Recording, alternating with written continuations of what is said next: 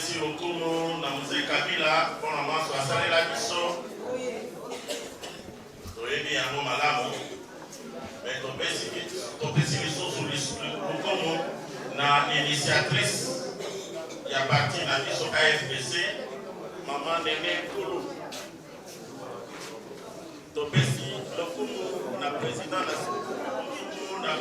national na biso apôtre Christian Numbi na effort na bango nde tofandi poto solola topesa mwandambo ya idéologie na biso.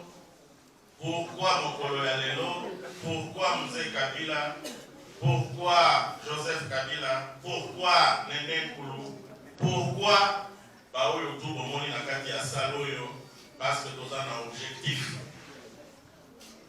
Napesi merci na secrétaire général na biso parce que asaleli biso ba affiche ya kitoko ezoloba makambo nyonso. Likambo ya liboso mpona Mzee Kabila tozokomemore révolution du 17 mai. Tango akoti awa aye kosilisa bowumbu ya dictature. Baoyo baviva na tango ya Mobutu bayebi tango tozoloba dictature olingi toloba nini. Na baavenu na biso oyo ozomona oza na carte d'identité te, soldat nyonso akoki kotelekisa yo asengi carte oza na carte te bale yo mbongo. Lelo oyo totambolaka carte d'identité mbala mosusu oyo tobengaka carte d'électeur toyebi ata esika Mzee alongo esika azalaki na maki aye na baforce de libération baye kobenga na Mobutu po dictature wana esila. Mobutu ake na ye Mzee akomi président de la République. Siko masolo na biso ebandi. Mzee akomi président de la République to constater nini? Ne jamais trahir le Congo. Ne jamais trahir le Congo. Mingi etali banguna ya Congo. Banguna ya Congo eza bamindele. Bamindele balingaka kolia ba ressources naturelles na biso na prix ya pete. Mais soki ba matière ekeshe bango ba fabriquer biloko toza kango posa mais bazo teke la biso na talo ya koleka ya likolo koleka. Sikoyo kobunda eza na niveau wana matière eza matière na biso totekeli bino na talo ya mke mais bino bozo tekela biso biloko wana na ba prix oyo eleki ndelo. Il faut tosolola na niveau wana soki boyokani eza te ngape na kokanga mboka na ngai po mboka na bino ezwa matière na biso te. Mokolo moko alobaki aucune graine de minerai congolais sur le marché national, sur le marché international. C'est vrai, minele baluka ba minerai wana na ndenge nyonso jusqu'à ce que moi ko fléchir et bandaki. Donc c'était quelqu'un qui avait la décision. Awa chez Bisso, dans un pays indépendant, dans un état souverain. Belgique n'a Bisso différent ces athées. Dans un indépendant, dans un souverain, dans un indépendant, dans un souverain. Côté sa Bisso du côté, dans un compte à rendre té, Nyoso et Sénéli, il faut tout ça. Sauf que tu se mettre d'accord, d'accord. Mais il y a qu'à s'imposer. Pas question. Alors, ne jamais trahir le Congo. Na koki kote kata ndambo ya mabelete. Ya mboka na biso Congo, bakoko batike la biso. Pona kosepelisa munguna. Mais les loyo, toyebi, ba Rwandais baza na droit ya ko exploiter minerai na mboka na biso. Wana, c'est trahir le Congo. Parce que quand ça se fait à l'insu du gouvernement, sans l'autorisation du Parlement, c'est la trahison. Mais Mzee aloba jamais na wiko sala bongo te. Tango budget wana yo mutu obundeli yango te. Budget wana euti na production y a un investissement Joseph Kabila à Tika. Lokumu ya nani? Ya Joseph Kabila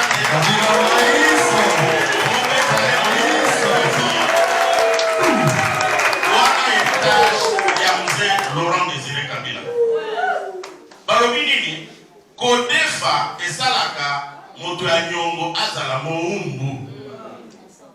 Enfin, 14 milliards ya nyongo ya Mobutu esalaki que toza ba membre ya organisation nationale non ONU. Oyo opesi réponse. Soki Kabila azongi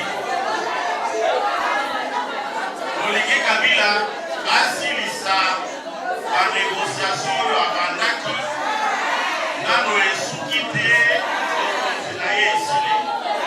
Eza ba négociation nini? Kabila a négocié na ba investisseur. Tango boyaka kotia ba industrie na bino awa bolobaka toye koinvestir na pesi 2 milliards, na pesi 3 milliards, mais Congo epesi eloko te. Ozoyoka bien. Congo epesi rien.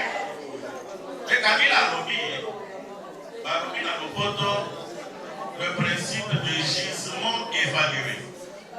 Elingo lobani na se ya mabele. Parce que tant oye ko investir, il faut pas que ça yo mwanda ngo ya mabele esika okobanga ko exploiter ba minerais. Maintenant esika wana soki tozwi ba machine, ba pénétroscope, ba satellite na ba appareil kotala na sous-sol wana tokomona ba minerais. Ba minerais wana eza quantifiable. Tokoki ko déterminer valeur ya minerais wana. Bon, yo oye na 2 milliards. Mais la question que contenu au gisement, c'est par exemple 500 milliards. Congo a payé le côté. Congo a payé le. Il y a un long collègue. Si quoi, yo oye na 2 milliards. Pose au biloko nanga ya 500 milliards. Ok, tu n'as pas qu'à boire. Pas question. Considérez que gisement wana na valeur nango il y a 500 milliards wana, alors que toi tu as donné 2 milliards, il faut que le Congo soit reconnu comme un État producteur avec des parts majoritaires dans chaque investissement minier. Et les Nicoloma. Si l'ensemble de tonnes de minerais il y a 1,9 million de tonnes par an. Ce que vous savez par exemple fois, et comme parfois $100,000 la tonne. Aujourd'hui, il y a 1,9 million de tonnes fois $100,000. Au Kokuta Namoya, non pas Ebele à Bamilia. Mais la carte Ebele à Bamilia, par contrat à Kala. Baso Pesa Congo. Pour moi, tout niet. Il faut aussi que c'est une injustice. Donc, comme le principe est déjà accepté par l'Union européenne, je vous dis, le principe est déjà accepté, il y a un gisement évalué, et que le Congo devienne État producteur avec des parts majoritaires dans tous les investissements miniers, et l'île par exemple, sur l'ensemble des investissements, par exemple 50%. Et que les autres investisseurs se partagent le reste. 50% sur autant de milliards que vous ferez les calculs et vous qui vont permettre le mot en abisso. Pour les Kambalamoko, na budget, il y a 6-8 milliards. Donc, comment on a 40-60 milliards de dollars. Comme par magie. Comme par un coup de bâton magique. Parce que moi, on a essayé. Minerai, mais pas privé Kabiso. N'est jamais trahir le Congo. Nous devons récupérer nos droits. Donc, ce qui va y Joseph Kabila et Zapona Wana. Moutoyo, ce qui a continué dans ma camisia Bongo, C'est-à-dire, biso, tokozala lisusu, na droit sur le Congo te. Yango bainaye. Bainaye te parce qu'il y a mongo ya Congo. Au salaki ba Congo hold up. Est-ce que bakangi? Ils n'ont pas preuve. Okoseli makambo, chebeya. Justice et la veille. Donc, nyonso wana kaka pona koinaye, baluka babomaye, alors que ye aza na vision ya malamu ya komema biso mosika vie ya bakongolais échangé. Voilà le père de la nation. Winston Churchill dit ça. Viva! Viva! Bana ya Jikaka Shinarambo, viva! Viva! Bana ya Nenenkulu, viva! Viva! Viva! Viva!